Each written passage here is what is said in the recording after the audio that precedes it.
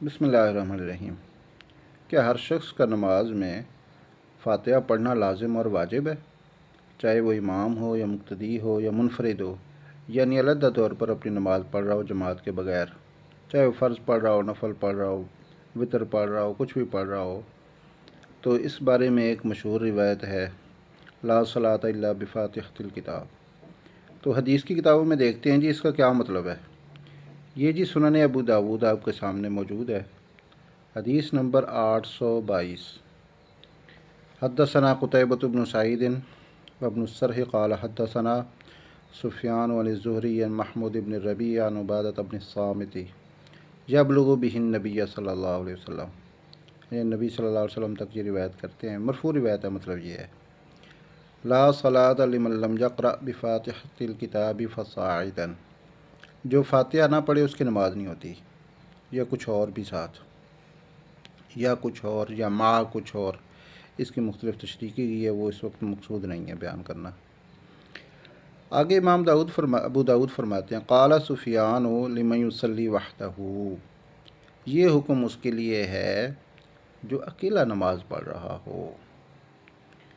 تو یہ سفیان بن عیینہ ہے، مشہور حدیث کے راوی ہیں۔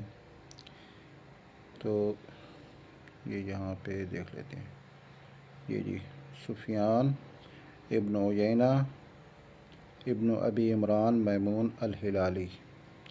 تو یہ سفیان بن عیینہ کے نزدیک یہ حکم صرف اس شخص کے لیے ہے جو اکیلا نماز پڑھ رہا ہو، امام کے پیچھے نماز پڑھنے والے کے یہ حکم نہیں ہے۔ تو یہ کسی حنفی کی کتاب نہیں ہے، نہ یہ امام ابو حنیفہ کا قول ہے، بلکہ سفیان بن عیینہ وہ بھی یہی فرماتے ہیں۔ مطلب یہ ہے کہ یہ ایسا قول نہیں ہے جو کسی نے اپنی طرف سے گھڑ لیا ہو، یا حنفیہ نے حدیث کے مقابلے میں ایک اپنے طور سے کوئی قول اختیار کر لیا ہو۔ اور امام ابو داود ان کے یہاں ذکر کرنے کا مقصد بھی یہی معلوم ہوتا ہے کہ وہ بھی یہی سمجھتے ہیں کہ یہ حدیث منفرد کے بارے میں ہے، جماعت کے ساتھ پڑھنے والے مقتدی کے بارے میں نہیں ہے۔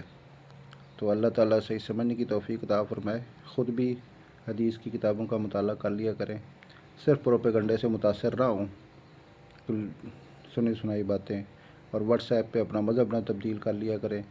کسی نے کوئی حدیث، تمام احادیث کو سامنے رکھ کر کوئی ایک رائے دی جاتی ہے، کوئی مسلک اختیار کیا جاتا ہے، صرف ایک حدیث کو دیکھ کر اس کے مطابق فیصلہ نہیں کیا جاتا، اور اس کی تشریح میں بھی مختلف علماء کے اور فقہاء کے